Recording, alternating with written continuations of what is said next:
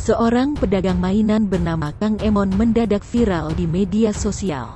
Kang Emon diketahui berhasil menggagalkan aksi begal di sekitar Jalan Raya Sukawangi, Kampung Balong Poncol, Desa Sukawangi, Kecamatan Sukawangi, Kabupaten Bekasi, Jumat tanggal 6 Agustus tahun 2021 pagi.